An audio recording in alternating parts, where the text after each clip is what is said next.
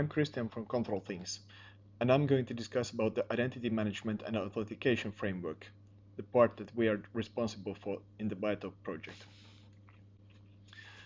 I will go through why to use crypto identities for authentication and for leaving traces. I will show example use cases. I will discuss the tech positioning compared to alternative solutions. I will show you some references and I will show you how to get started. So why should you be interested to use identities for authentication in the first place? It's simply a better way to authenticate. They are actually immune to the biggest security problem of today, the phishing attacks, as no secrets are sent. Instead, the challenge response scheme can cryptographically verify that the remote party is possessing the private key as expected by sending over a challenge that needs to be signed or decrypted by the remote party. This also means that the user do not need to use different passwords for every service, which both improves the user experience and the security. The identity provides another major advantage. They can leave undisputable fingerprints, which can be used for producing tamper-resistant, immutable log files. Digital certificates are using identities for expressing trust. So let's jump to an example use case. This is a ship with several onboard subsystems and several users and organizations accessing them with different access roles. Every subsystem and every user has a known digital identity, which they are using for interacting with the other onboard systems. These identities are used for authentication, for achieving good cybersecurity and user experience. Imagine that a major catastrophe occurs and organizations start to blame each other. According to some theories, the onboard log files have been tampered by one party as a part of a cover-up story in order to hide the true cause and to shift the liability over to another party. The dream would be to have a trustworthy, verifiable evidence of which events have occurred and in what order. It can be achieved by using digital signatures, which requires everyone to use an own unique crypto identity. One option for this is to use smart cards, but that would require hardware investments and card management solutions that spans across every involved organization. Control Things provide a middleware software framework for creating and using identities in user interfaces and machine systems. It's pure software. The identities can be anchored to organizations using certificates issued by the organizations themselves to attest that the user has a certain role in the organization or to prove who has manufactured, delivered, and commissioned a machine and subsystem and to which exact environment. The solution requires a software integration on 3 levels: the target machine subsystem, the user interface, and the organization who issued the certificates and proofs. The organization needs to use standard PKI technology for digitally certifying their own staff with attributes retrieved from their already existing identity provider directory. But they also need to use the PKI technology for enabling their subsystems to use and check for certificates and trust them if they contain the right information. The user interface needs to run the middleware, which has features for requesting, storing, and exposing certificates. The technology is white-labeled, thereby the user interface can be branded and optimally tailored and designed to serve its purpose. The user interface may be a physical control device or an app. The user interface is provisioned in runtime when the user logs in with legacy authentication method to their own organization from the user interface and receives back a personal certificate which serves as the proof that the user app identity successfully has authenticated to the organization. The app stores the certificates for future need. With that certificate as a proof, the same app can now connect to the different onboard subsystems of the ship if the certificate attributes meet the requirements that has been configured during provisioning on that target subsystem. The system may require that the user belongs to a certain group and is assigned to a certain vessel. On the target system, the most critical API features are defined to require audit event logging. This involves a challenge response scheme for producing verifiable event log records. Every new audit event is assigned and chained with the previous logged events in such a way that no event can be removed, erased, or tampered with without the tampering being detected. Everyone can verify that it's coherent, complete, and authentic. What we can prove is that the crypto identities has been anchored to a user account. We can prove who is triggering the events and that the event content is not modified in any way. We can prove that the ordering has not been modified or tampered, and we can prove that nothing is missing. The whole chain is complete. Nothing has been erased from the chain. We also can prove that they have agreed on the timestamping. I mean, both the triggering device and the logging device. There is a possibility to separate big data or privacy-related data from the verification chain. We call it reduction. This means that some party may be able to verify that every event is still stored, but may not see the actual event data. Let's see how this is used on a vessel. On the left side, you have the different ship subsystems. In the middle, there's a field service engineer. On the right side, there's a shore system and stakeholders. Every ship subsystem has been provisioned during installation phase with a product certificate. It's a proof who has commissioned the system and to whom it has been delivered and to what environment it has been delivered, I mean to which ship. The product certificate can also separate channel partners from each other by defining who has sold that subsystem, which allows the distributor to own the customer even in the future. Apart from the product certificate, the system is also provisioned with certificate requirements for trust. This means that defining a set of trusted certificate authorities and mapping their issued certificates into local roles based on the certificate attributes. For instance, it may be a ship owner certifying that a staff member is a second mate of a certain ship.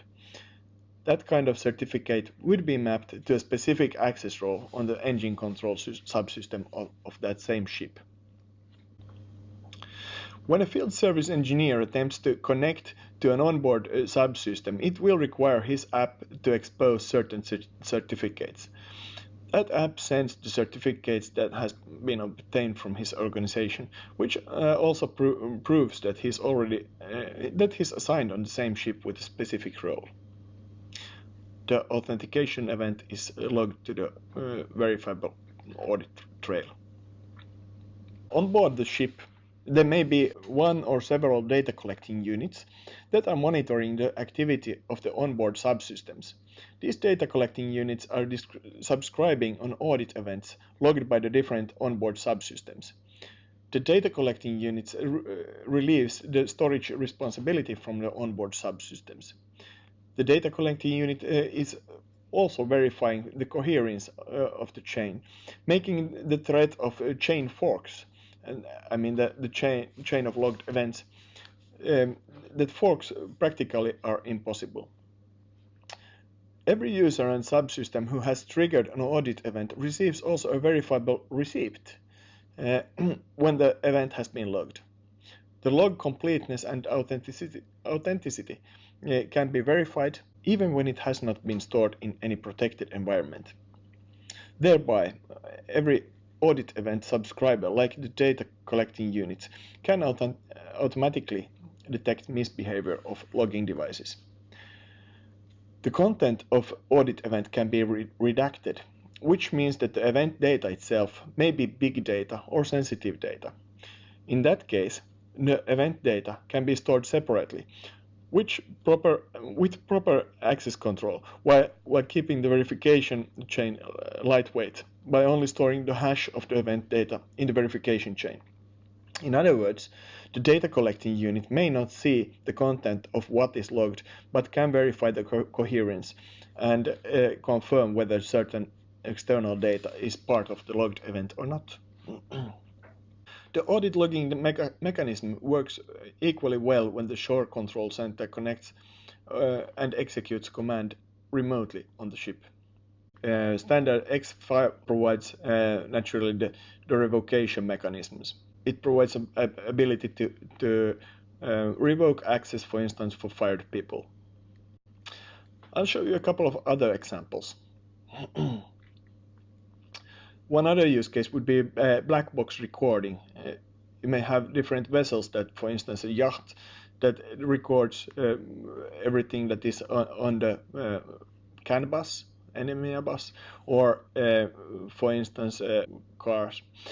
But also factories, trains, and aircrafts can require a certain sequence of events before accepting to launch. This can be digitally ensured.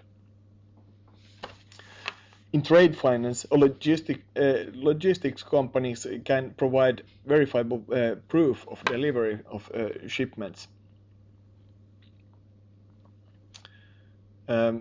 Responsibility transfers when you're shifting from skippers to autonomous modes or remote operation centers or pilots. But also preventive maintenance. It can be part of a warranty program that the machine need to be served with certain intervals, and that can be verified later that it really has been fulfilled.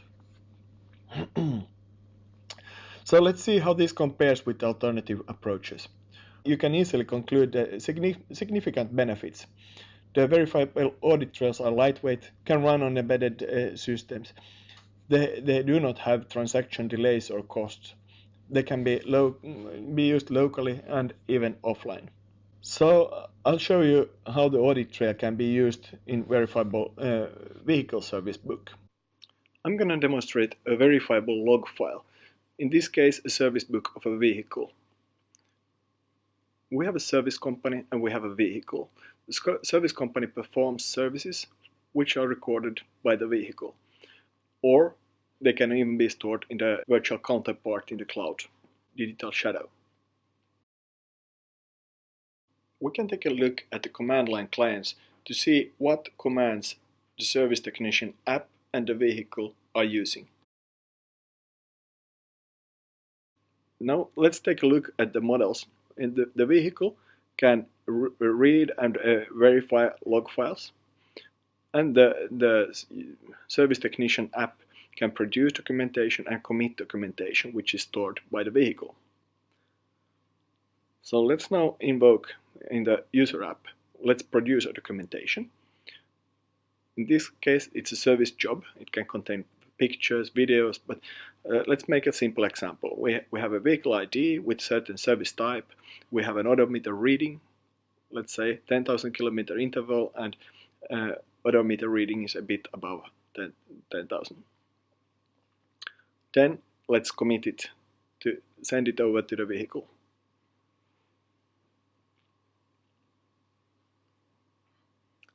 It will be sent, signed, and stored.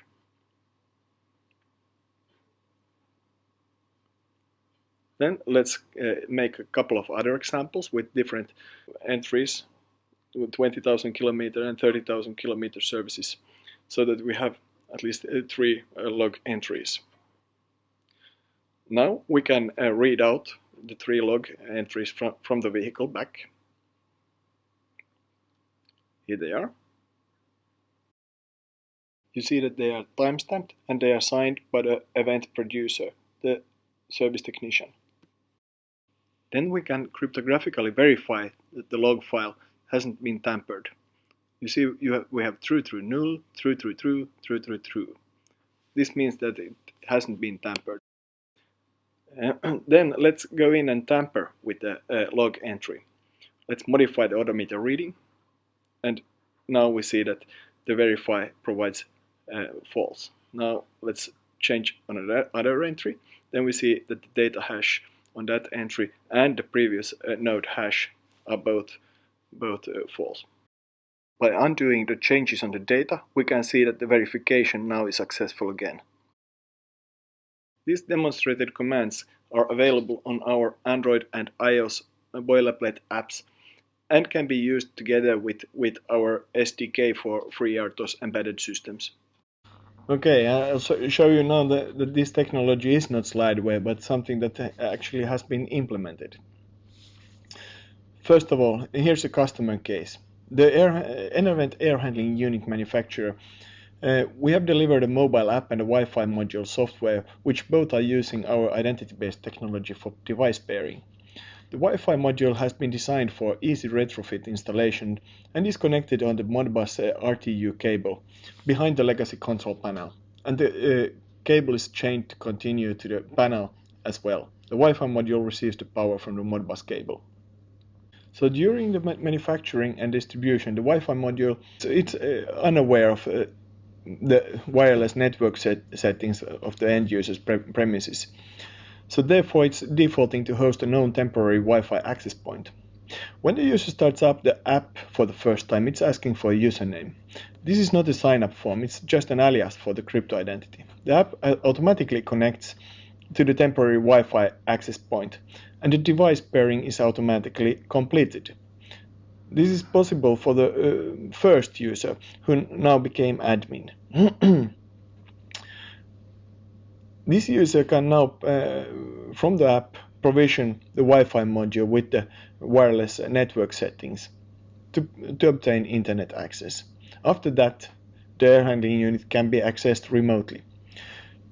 The communication is end-to-end secured between the admin app and the Wi-Fi module.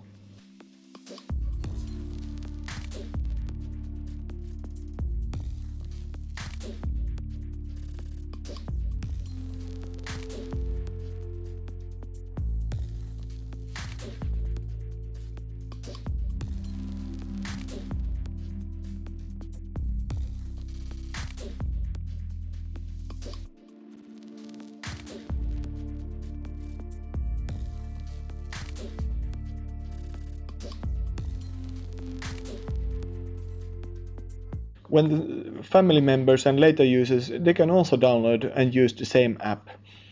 The left phone in the picture is a family member, a new family member who is trying to access the air handling unit.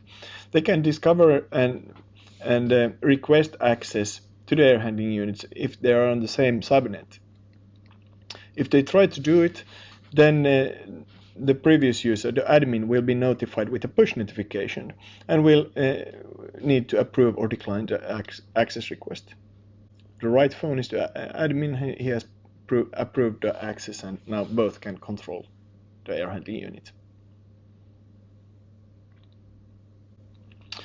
So other tangible achievements, we have this Wi-Fi module for the air handling unit, but also other hardware that is right off the shelf supported for Wi-Fi commissioning, and this can be used as a affordable gateways for transferring or remotely accessing, for instance, field bus communication, Modbus, BACnet, CAN bus, etc.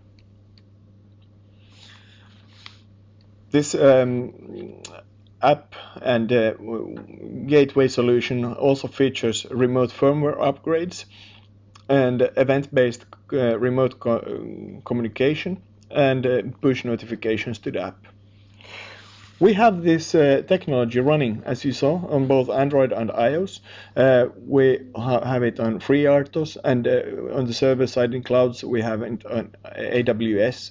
With Node.js, it runs on Raspberry Pis, Mac OS, OS X. Okay, let's see how to get started with the technology if you're a developer and would like to get on. I suggest that you start with the Wish client, the command line client, just to get a tangible touch on how this technology works. Here on the links you find the required starting points. And here's a short introduction on how it goes. Let's launch up to Wish cores on the same host with different ports. Then start a client for respective Wish core, referring to the right ports. create an identity. On the left side, we will create a service company. On the right side, let's create a vehicle ABC123. Then we can list the identities to see that we can see only the own identity on both sides. Let's store the own identity into a variable.